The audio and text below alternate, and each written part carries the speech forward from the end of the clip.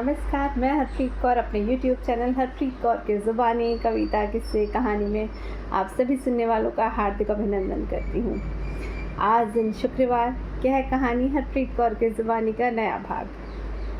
आज दिन शुक्रवार हम सुनते हैं रिश्तों का ताना बाना बुनती कहानियाँ, रिश्तों के इर्द गिर्द घूमती कहानियाँ।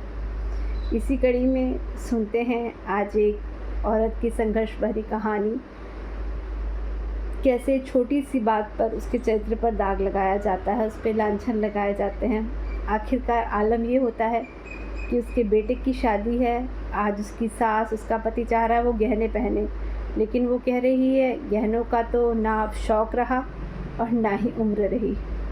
तो चलिए सुनते हैं ये कहानी, गहनों का ना शौक़ रहा ना ही उम्र रही। माँ जी, अब ना तो उम्र रही है और ना ही शौक़ रहा। अब इन गहनों का मैं क्या करूँगी? इन्हें आप ही रख लीजिए, जिसे देना हो उन्हें दे देना। अब मुझे इनकी ज़रूरत नहीं है। वैसे भी इन गहनों ने मेरे चरित्र पर दाग लगा दिए थे। अब मुझे ऐसी दागदार चीज़ें पसंद नहीं। सरला के मुंह से ये बात सुनकर सासू माँ संती देवी हैरान रह गईं। आखिर एक गलती की इतनी बड़ी सज़ा मिलेगी ये उन्होंने कभी सोचा ही नहीं था। आज तक सरला ने उन्हें माफ़ नहीं किया। सोच सोच कर अपने पल्लू से अपने आंसुओं को पोंछे जा रही थी। सरला ये कहकर अपने कमरे में तैयार होने चली गई। संती देवी ने आशा भरी नज़रों से अपने बेटे मोहन की तरफ देखा। अपनी माँ को इस तरह कातर भाव से देखते हुए देखकर मोहन से बर्दाश्त नहीं हुआ। वो भी सरला के पीछे पीछे कमरे में चला गया। वहाँ और भी महिलाएं मौजूद थीं। मोहन को कमरे में आया देखकर सब लोग उस कमरे से बाहर निकल गईं। अब कमरे में सिर्फ सरला और मोहन ही थे। मोहन ने सरला से कहा, आज इस खुशी के दिन पर इन सब बातों का क्या तुक था? माँ का दिल रखने के लिए ही गहने पहन लेती। आप तो जानते हैं ना कि मुझे गहने पहनने का कोई शौक़ नहीं है, फिर मुझे आकर क्यों कह रहे हैं? तुम पिछली बातों को भूल क्यों नहीं जाती हो सरला? वक्त बदल चुका है, अब तो लोग भी बदल चुके हैं, और तुम तो एक ही बात को पकड़ कर बैठी हो। माना कि वक्त बदल चुका है, लोग भी अब शायद बदल चुके हैं, पर उस दिन की टीस तो आज भी मेरे मन में है। वो ही तो नहीं चाहती। देखो, तुम मेरी बात ज़बरदस्ती मत कीजिए। आपको पता है मैं गहने नहीं पहनने वाली, सरला ने पलटकर मोहन को कहा। पर जिन नज़रों से उसने मोहन की ओर देखा, उन नज़रों को वो झेल नहीं पाया और चुपचाप कमरे के बाहर निकल गया। आज सरला के बेटे की शादी है। घर में नई बहू आने वाली है, इस पीढ़ी की पहली बहू, सरला के बड़े बेटे अमर की पत्नी और संती देवी की पोत बहू। घर में अच्छी खासी रौनक थी और मेहमानों का अच्छा खासा आना लगा हुआ था। बाहर हलवाई पकवान बनाने में जुटे हुए थे। पूरा घर पकवानों से महक उठा था। मेहमान आते जा रहे थे और खाना खाकर फ्री होते जा रहे थे। बारात भी बस 2 घंटे बाद रवाना होने वाली थी। घर की महिलाएं और लड़कियां सजने संवरने में लगी हुई थी। सब एक से बढ़कर एक सुंदर लगना चाहती थी। आखिर बारात में धूम जो मचानी थी, तो लड़के और पुरुष भी क्या कम थे। सब खाना खा पीकर फटाफट तैयार होने में लगे हुए थे। आखिर बारात में कहीं कोई कमी न थोड़ी रहनी चाहिए थी। जबकि बुजुर्ग महिलाएं एक तरफ टोली बनाकर सज संवर कर मंगल गीत गा रही थी, वहीं बुजुर्ग पुरुष साफा पहनकर तैयार होकर अपनी अपनी कुर्सी पर बैठ चुके थे। इधर सरला भी तैयार ही हो रही थी कि संती देवी ने सरला को अपने कमरे में बुला लिया। उन्होंने कोई काम होगा ये सोचकर सरला तैयार होती हुई उनके कमरे में गई थी, जहाँ पर मोहन पहले से ही मौजूद था। सरला के आने के बाद संती देवी ने उसे दरवाज़ा बंद करने को कहा। संती देवी का आदेश पाकर सरला ने दरवाज़ा बंद कर दिया और उनके पास आ गई। तभी संती देवी खड़ी हुई और बोली, अलमारी का ताला खोलकर उसमें से गहनों का छोटा सा बक्सा निकाल लाई और उसे सरला के सामने खोलकर बोली, बहू, आज तू अपनी बहू लेने जा रही है, तो तू भी तो किसी से कम नहीं लगनी चाहिए ना बेटा। ये तेरे गहने हैं, लेने पहन ले, नकली गहने मत पहनना। आखिर हमारे परिवार की भी मान मर्यादा इज्जत है। लेकिन सरला ने कुछ भी नहीं कहा। ये देखकर संती देवी फिर बोली, देख बहू, बाहर सब लोग कैसे गहने में लदी फदी तैयार हुई हैं, तेरे पास भी कोई कमी है क्या? तू भी गहने पहन ले। संती देवी की बात सुनकर ही सरला ने ये बात कही थी। जिसके बाद मोहन ने सरला से एक छोटी सी बहस की थी। आखिर मोहन के कमरे से चले जाने के बाद सरला वही पलंग पर बैठ गई। उसे याद होया वो दिन, वो जब इस घर में बहू बनकर आई थी। संती देवी शुरू से ही दबंग महिला रही थी। मजाल है कि कोई उनके सामने कुछ कह जाए। घर के पुरुष तक उनसे डरते थे, यहाँ तक कि ससुर जी भी। जब सरला दुल्हन बनकर इस घर में आई थी तब सिर से लेकर पांव तक गहनों में लदी हुई थी। काफ़ी सारे गहने चढ़ाए थे ससुराल वालों ने, साथ ही माता पिता ने भी देने में कोई कमी नहीं छोड़ी थी। इतना सोना देखकर उससे अपने आप पर बहुत गर्व होता था। पर दूसरे ही दिन संती देवी ने वो सारे गहने अपने पास रख लिए, यह कहकर कि बहू तुम ये गहने संभाल नहीं पाओगी। यहाँ तक कि उसके मायके के गहने भी ले लिए। सरला के पास छोड़े तो चांदी के बिछिया, चांदी की पायल और काने में सोने की बूंदें। अब नई नई शादी में गहनों का शौक़ तो होता ही है, ऐसा ही शौक़ सरला को भी था। सरला ने 2-3 बार गहने मांगे तो संती देवी ने मना कर दिया। बहू तुम गहने नहीं संभाल पाओगी, फालतू इतने महंगे मोल की चीज़ पहनने की ज़रूरत नहीं है। पर माँ जी मुझे गहने बहुत अच्छे लगते हैं, मेरी सारी सहेलियाँ भी पहनती हैं, तो तेरे अच्छे लगने के चक्कर में चोरी हो जाए तो कौन जिम्मेदारी लेगा। चुपचाप घर संभाल, सहेलियों के चक्कर में मत पड़। और आखिर सरला चुप हो जाती। पर इस बार उसके छोटे भाई की शादी पक्की हो गई। मायके से बुलावा भी आ गया था।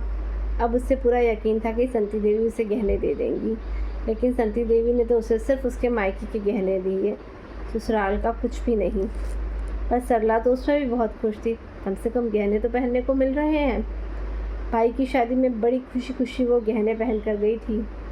शादी वाले दिन संती देवी अपनी शादीशुदा बेटी जमुना और बेटे मोहन के साथ वहाँ पर पहुँच गई थी। वहाँ जब सरला तैयार हो रही थी तो जमुना, उसकी ननद, उसके पास आ गई। सरला अपना हार पहन रही थी और तो उसे देखकर जमुना ने कहा, भाभी हार तो बहुत सुंदर लग रहा है, क्या मैं इसे पहन लूँ? उसकी बात सुनकर सरला एक बार तो चुप हो गई, पर फिर खुशी खुशी उसने अपना हार दे दिया। जमुना ने भी उस हार को खुशी खुशी पहन लिया और अपना वाला हार गले से निकालकर सरला को दे दिया। भाभी तुम इसे पहन लो। अरे रहने दो जीजी, मैं दूसरा वाला हार पहन लूँगी। अरे नहीं नहीं नहीं, सब सोने का हार पहन रहे हैं तो तुम नकली क्यों पहनोगी? तुम मेरा वाला हार पहन लो, नहीं तो अपना हार वापस ले लो। जमुना ने जिद की तो सरला ने उसका हार पहन लिया। हार पहनकर दोनों खुशी खुशी बारात में जाने के लिए तैयार होकर रवाना हो गई। संती देवी ने भी देख लिया था कि बेटी ने बहू का हार पहन रखा है और बहू ने बेटी का, पर इस पर उन्हें कोई एतराज़ नहीं था, इसलिए उन्होंने कुछ नहीं कहा। शादी से फ्री होकर सरला भी उन लोगों के साथ ही विदा होकर वापस ससुराल लौट आई। पूरे रास्ते उसने जमुना को परेशान ही देखा। यहाँ आने के बाद सरला जमुना को हार देने गई। तब जमुना उससे बोली, भाभी ये हार आप ही रख लो। जमुना की बात सुनकर सरला हैरान हो गई। जीजी कैसी बात कर रही हो भला, आपका हार मैं कैसे रख सकती हूँ? भाभी मैं झूठ नहीं बोल रही, पता नहीं उस दिन बारात में वो हार कहाँ गिर गया। मैंने सब जगह ढूंढ लिया, मुझे मिल ही नहीं रहा। अब मैं कैसे उस नुकसान की भरपाई करूं? ये मेरे ससुरालियों का चढ़ाया हुआ हार है, इसलिए तुम ये हार रख लो। हार खो गया, अब माँ जी मुझे बहुत डांटेंगी। बड़ी मुश्किल से तो उन्होंने मुझे मेरे गहने दिए थे, इसीलिए तो कह रही हूँ भाभी आप ये हार रख लो, मैं अपने ससुराल में कुछ भी बहाना बना दूँगी। नहीं नहीं जीजी, आप क्यों अपने ससुराल में जाकर झूठ बोलोगी? आपकी सास तो बहुत ख़तरनाक है, आप अपना हार ले जाओ, मैं यहाँ जैसे तैसे संभाल लूँगी। पर भाभी परवर कुछ नहीं, आप तो अपना हार अपने पास रख लो, कोई आपने जानबूझकर थोड़ी ना घुमाया है, गिर गया होगा कहीं नाच खाने में, क्या कर सकते हैं? कहकर सरला ने जमुना को उसका हार दे दिया। जमुना थोड़ी देर बाद अपने ससुराल रवाना हो गई। इधर संती देवी ने सरला को उसके सारे गहने वापस मांगे।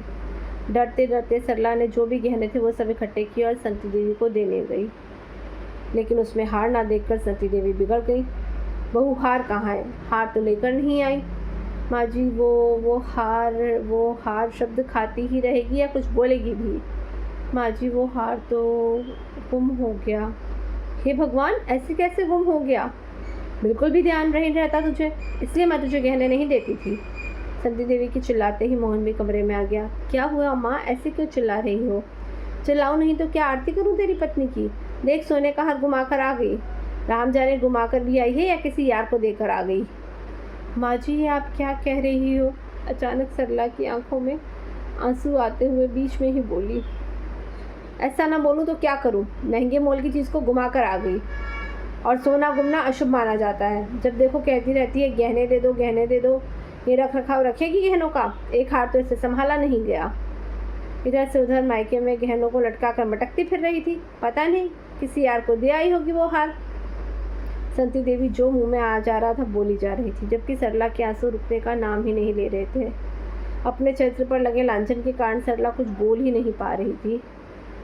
ये सब सुनकर उसका दिमाग वैसे ही सुन रह गया था।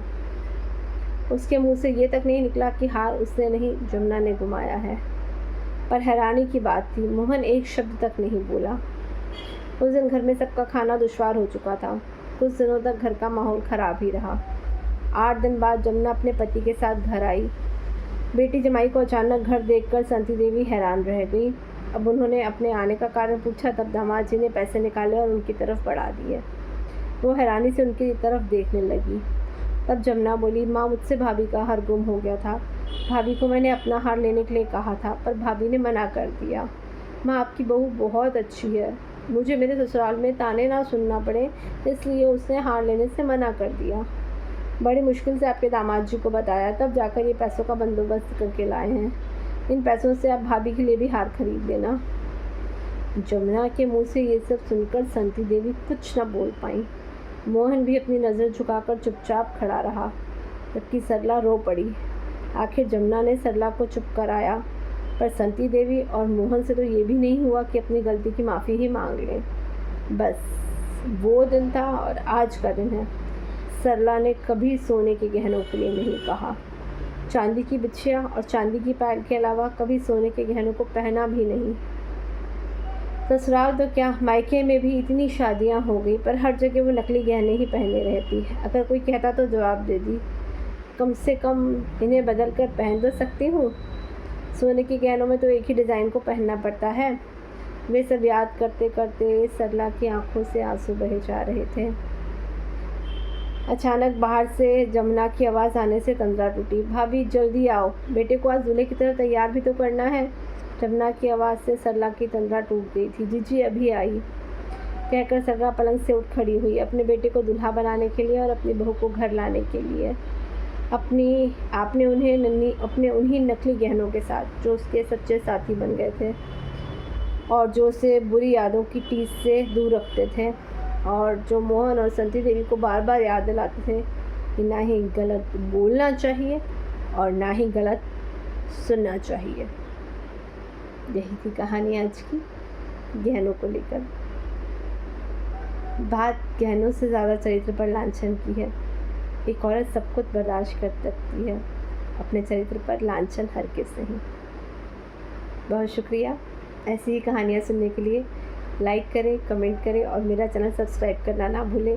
हरप्रीत कौर की ज़ुबानी, कविता, किस्से, कहानियाँ अच्छी लगे तो लिंक आगे शेयर भी करें अपने मिलने वालों से।